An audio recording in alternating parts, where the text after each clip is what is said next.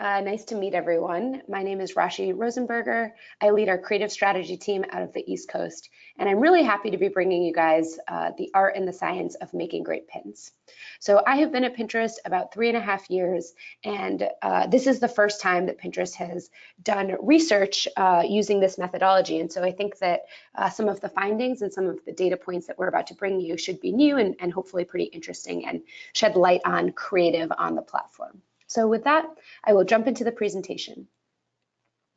A quick overview of what we'll be covering. The first is brands on Pinterest and how consumers think about brands on an everyday basis.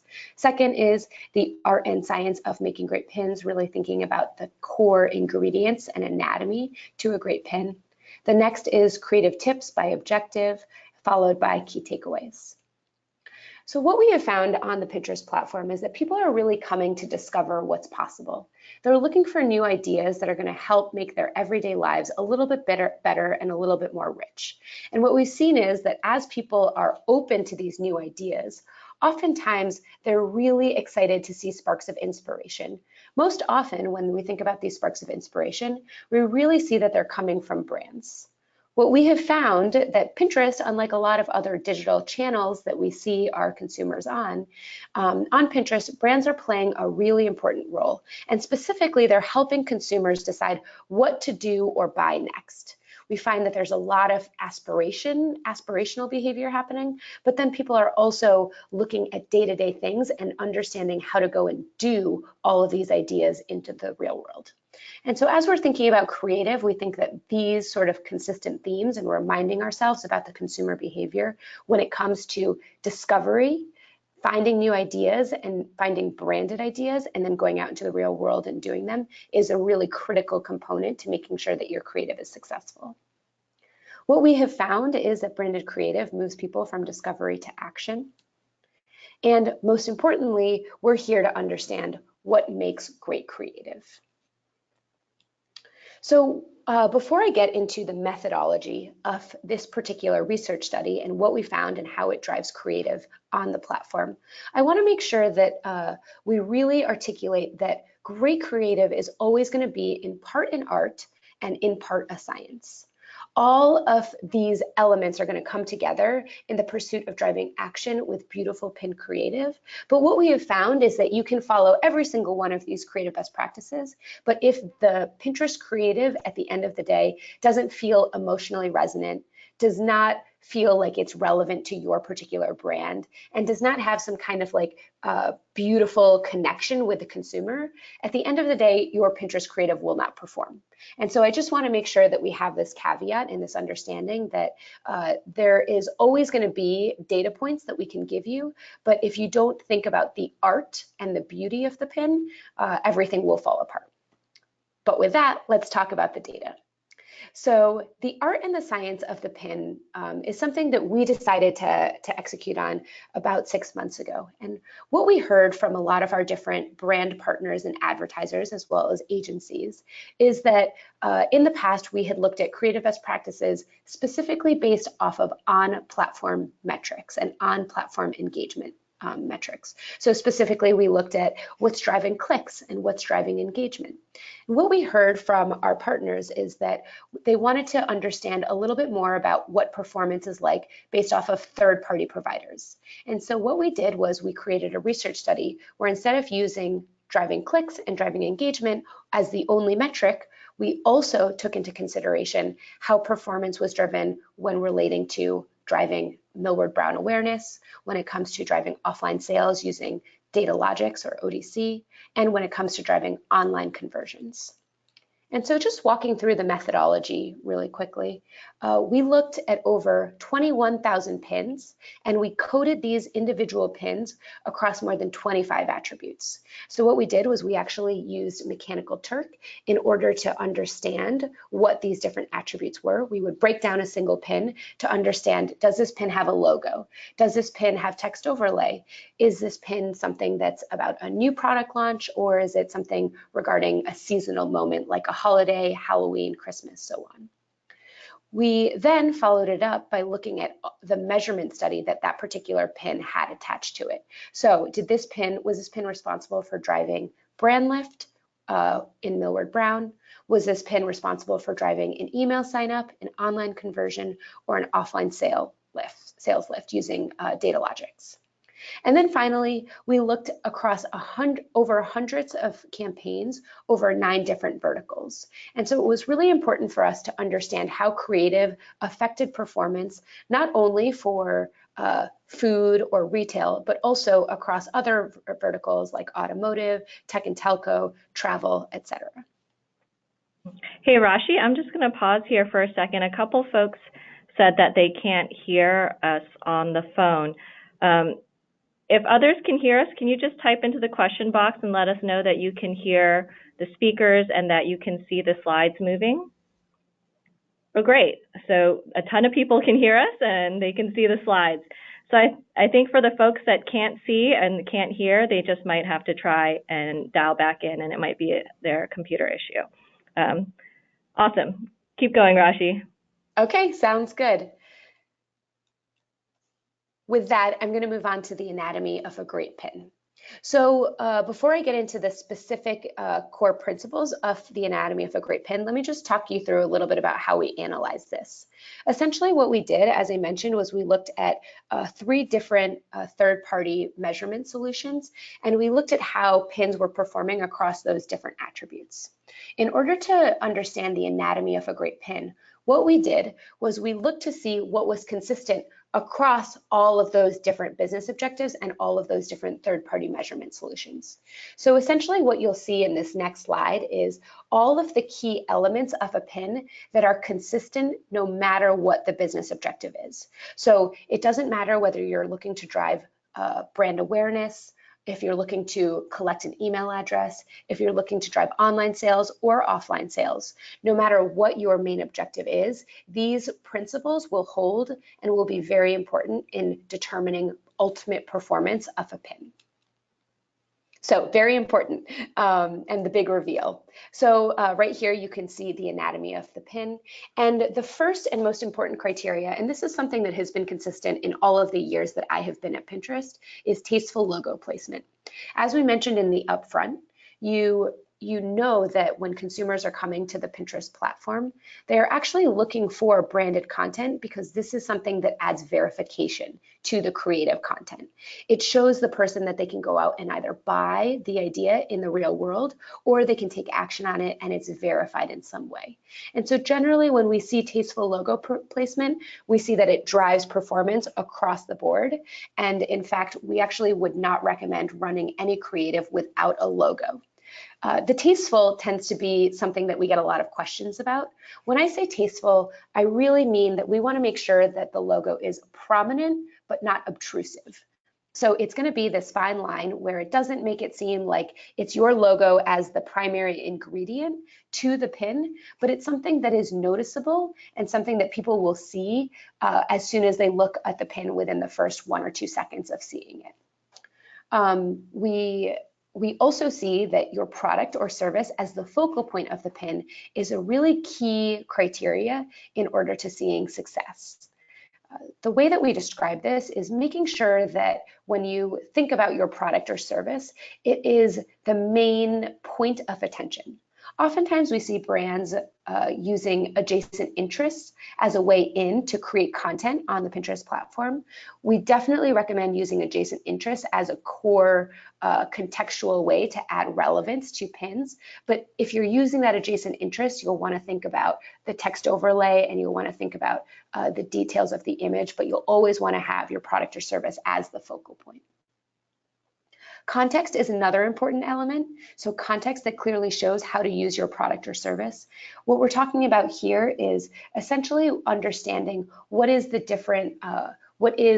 time of the day or time of the year that you're thinking about this idea. So for example, fresh ingredients delivered here in this pin depicted, we want to make sure that that person understands that this is something that they could do every single day. It's an always on occasion and it works really well because it shows that context. The next guiding principle is thinking about your text overlay and making sure that it's bold, clear, and conveys your main message. So for text overlay, what we have found is that on Pinterest, text overlay tends to be very native, not only for promoted pins, but also for organic pins. And so it's really important to think about that text overlay and think about how it's improving upon the visual that you have within your pin. Oftentimes what we say for text overlay is this should be the thing that dictates what the strategy and what the real takeaway is. So whether it's a call to action, whether it's giving some new information, we always think that this is going to be important. And one thing I'll say, especially as you're thinking about brands like maybe a food brand or even like a retail brand, if you use the text overlay to just articulate what the thing is, you're not adding additional or new information. So what we always ask our brands and partners to include in the text overlay is more details on context, and also make sure that from a visual perspective, that text overlay is clear and legible. One of the things that we see is that because 80% of our audience is coming in through a mobile device, whenever you're testing creative, you always want to make sure it's mobile optimized. If you have copy that is too small, it won't be able to be legible on a mobile phone, and that's going to be difficult, and that's going to affect performance. And then the last thing, again, making sure that you're using a striking visual image and a vertical format. As I mentioned before, people coming in through a mobile device is going to be your primary audience. So we always recommend an aspect ratio of 600 by 900 pixels. You are able to go a little bit taller than that if you so wish. 600 by 900 is our standard recommended aspect ratio. But if you wanted to go as high as 1260, you are also welcome to do that. If you have a pin that is longer than 1260 pixels, then what you'll start to see is that there's going to be some truncation that happens in the feed, and if you're doing a promoted pin, it will start to be negatively affected in the auction. So making sure that you're using the right aspect ratio, 600 by 900 as a recommended, as tall as 1260 pixels as the tallest height, that will be very important. Great. Moving on to creative tips by objective. What we have done is we have put together a set of tips based off of the following 4 objectives. The first is awareness, the second is email signups, the third is online conversions, and the fourth is offline sales. Just want to check to make sure everyone can still hear me okay. I can hear you, and yeah, we got a lot of responses from everyone that good to go on sound. Great, perfect, sounds good. Thanks, Rashi. Okay. Then we'll jump into awareness. So when we think about awareness, a couple of important elements are that we want to make sure that the branding is, again, prominent but tasteful. We want to make sure that your product is front and center. What we also found as sort of like a plus up to the awareness bucket, the awareness category, is that it's really important to align with a life, seasonal, or everyday moment throughout the year. So you can see this example here from Bodega. The image is Halloween cues, and then the text overlay says, scary good treats for your little monster. What we have found from a data perspective is that pins with content specific to moments actually had an 11x higher aided awareness as analyzed by Millward Brown. The next tip for the awareness pillar is that it's really important to call out unique product features when relevant. So for example, we have seen a lot of brands think about talking about texture of products. Fresh ingredients was one that we have seen in the previous slides, really calling out what those product differentiators is going to be important. And we've seen people use text overlay to do that, as well as the description to do that. What we found specifically in this study is that pins that had new in the text overlay drove 10x higher aided awareness. We are really excited to see this stat because it follows along with our strategy that brands should be using Pinterest creative as a way to not only think about always on campaigns and initiatives, but also as a way to drive new product launches. The next example is using the pin description to add more context to the idea and reinforce branding early on. So I've mentioned this before, thinking about context and how someone is going to use their particular, how someone is going to use the idea that's coming from your brand in their everyday life. What we have found is that text overlay remains very important. We've actually truncated the way the text description is shown within a pin. What we have seen is that it's very important to put the most important information in the first sentence or two of your description. And then we also have found that for awareness specifically, your performance can actually increase when you include the brand name within the first description, within the first sentence of the description. So here specifically, we've seen a 2x higher aided awareness. Another thing that I wanted to note in this particular example, you'll see that hashtags are something that can be used within promoted pins. We actually encourage you to use no more than 5 hashtags, but if you did want to use a hashtag, you are welcome to. And then here's just a quick summary of all of the different creative tactics that are important for driving performance across the awareness category. Moving on to email signups. For email signups, we saw that helping the audience visualize their product or service in their lives is going to be critical. In fact, those pins that featured a person wearing or using the product actually drove a 25% higher email conversion lift. And so what that means is that they were 25% more likely to sign up for an email. So we found this to be a really helpful way to drive email performance. Other things that are important are also using text overlay to convey specific details about the featured product or service. Specifically, we found that pins promoting a special sale or offer drove 61% higher email conversion lift. I think this is really interesting, but one of the things we also wanted to note is that thinking about special sales or offers is going to be really critical as you're thinking about emails, but it's not going to be as important if your primary objective is brand lift. If you're thinking about brand lift, we would not recommend having a pin promoting a special offer or sale, having that urgency, as we have found that that actually negatively affects brand awareness. So I think that this is a really interesting point just to keep in the back of your mind as you're thinking about what your end objective is as your brand. The next example, using the pin description, we sort of went through this in the awareness category, but the same will be consistent for brand awareness as for email signups. Pins that include the brand name in the first sentence of the description actually drove a 54% higher email conversion lift. And then finally, for email signups, we found it to be really important to include a clear, actionable wording and a strong call to action in the description copy. So CTAs like sign up, enroll, and discover drove a 70% higher email conversion lift. One note of caution here is that we want to make sure that your pins are not too promotional, and so really paying attention to a strong call to action, but still something that that isn't too aggressive in terms of promoting a sale will be helpful here. And then again, we have all of those 4 tactics that drive additional email sign-up conversions here listed. Moving on to online sales. For online sales, we saw that aligning with life, seasonal, and everyday moments throughout the year drove a 22% higher online sales lift.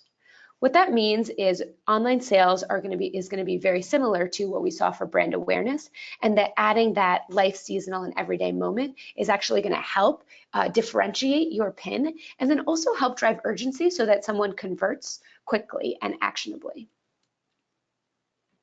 The next example, again, not really surprising here, including clear actionable wording and a strong CTA. What we found here is that pins with CTAs in the text overlay, they had a 6% higher online sales lift. And then again, thinking about these description copy details to convey specific elements of the product or service. Here for this particular objective, when looking at our online sales Pinterest internal data, we found that those pins with pricing information in the description had a 28% higher online sales lift. So I would think about pricing information as really specific to brands that consumers can buy either online or in somewhat real time. I think about this primarily for our retail brands. This is going to be less important for some of our CPG brands where there's not the ability to drive in online sales. Also important for online sales is creating consistency between the pin and the landing page experience. You can see here that the visual image very closely mirrors that image on the landing page. We found that it doesn't have to be the exact same imagery, but when you have similar imagery and some kind of contextual clues that make it seem like a very seamless consumer experience to go from the pin to the landing page, we're actually going to see an increase in online sales lift. In this particular case, we saw a 13% higher sales lift. So a quick overview of all of these online sales tactics. Number one, align with life, seasonal, and everyday moments. Number two, include clear, actionable wording and strong CTA. Use description copy to convey specific details, specifically pricing information, and then creating consistency between the pin and landing page experiences. And then our final category, driving offline sales. So we found two specific creative elements that were responsible for driving offline sales for Oracle Data Cloud studies. The first is that the product should be prominent in the pin. We often hear how much product placement is the right amount of product placement when we're talking to brands who are running offline sales campaign studies. And what we have found is that making sure that the campaign features clear product placement, it does not always have to be the hero of the pin, but making sure that it's something that is obvious and that you can actually understand what that packaging is going to be something that's helpful to make sure that the end consumer sees that packaging and then recognizes it when they're in store to make purchases. And then the final thing for offline sales is making sure that the audience can visualize the product or service in their lives. So here we found that campaigns that show someone using the product or service were 67% more likely to drive offline sales lift. And then an overall summary of those offline sales tactics. So before I get into the key takeaways, I just want to make sure it's clear that these data points are overall kind of overarching creative best practices and guiding principles. I want to make sure that it's clear that these are data points that we found from a previous research study, but we can't guarantee that if you show the context, you're going to have a 67% increase in offline sales. What we can guarantee is that if you follow these creative best practices and make sure that your brand is visually connecting with the consumer, and make sure that the Pinterest creative is relevant to your particular brand, you will be able to drive business results using that creative. So moving into those key takeaways, I want to make it clear that branded creative moves people from discovery to do. Pinterest creative is both an art and a science. Here we really walk through a lot of the science elements of it, but the art is going to be just as important. And then number three, understanding the campaign objective is critical to developing the right creative. You'll see here that there were a lot of differences depending on what the business objective was in showing what's going to drive performance. And I want to make sure that as you are developing creative for your specific brands, you're thinking about what that objective is, and you're making sure to use those specific objectives to drive how your Pinterest creative is designed and what the key actionable message is. So with that concludes the overall creative best practices.